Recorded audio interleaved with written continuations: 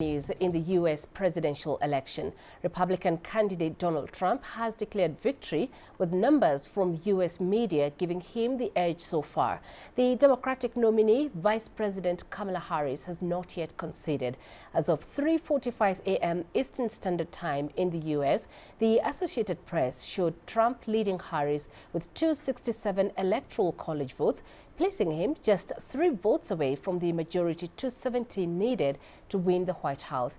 In comparison, Harris has 224 votes. We'll keep you updated on this presidential election.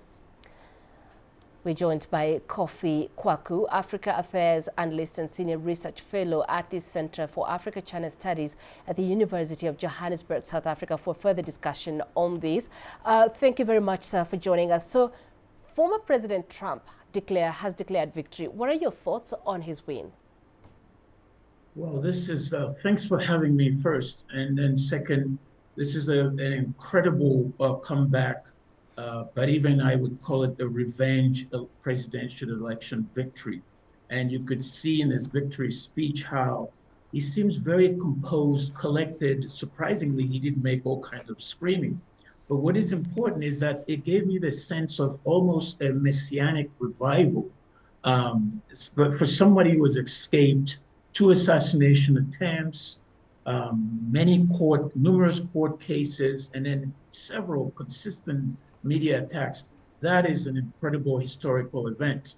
But what is more important is that he has 2 big challenges. The first one, of course, is a home challenge. He needs to unite his bases, not only his bases, but the whole country. That's going to be a big challenge for him to do that. He says he will attempt to do that. And then the other one, fixing that challenge, it's going to take a lot of time because the kind of promises he's made are really harsh.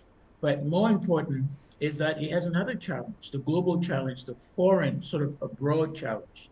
And this one's also going to be very difficult given the kind of conflict, wars, and all kinds of trauma around the world in the Ukraine, in Gaza, in Palestine, in Lebanon, in Eastern Africa. So he's got a lot on his plate.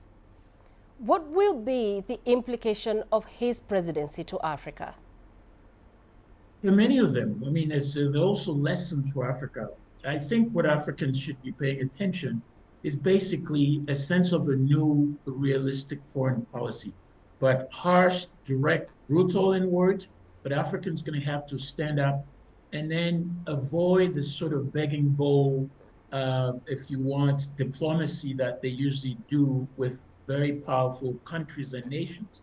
But at the same time, also avoid the victimhood that anything that happens around the world is affecting Africa badly. If there's a conflict in the Middle East, Africans are crying. If there's a conflict in Ukraine, we don't have enough food.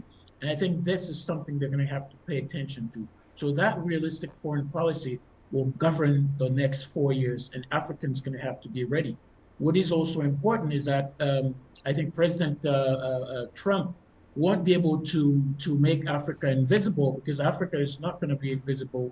Africa is almost indispensable given the global realities.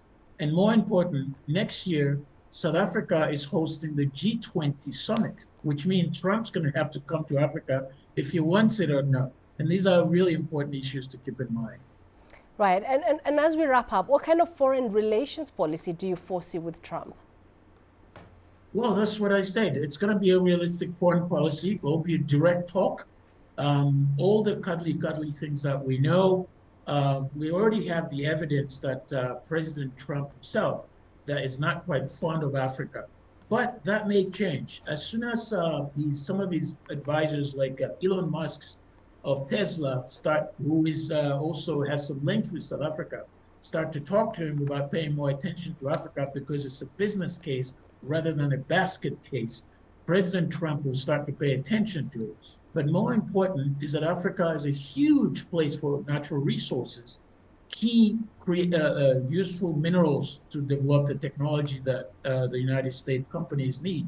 He will pay attention to it, but he will be rough and brutal to Africans.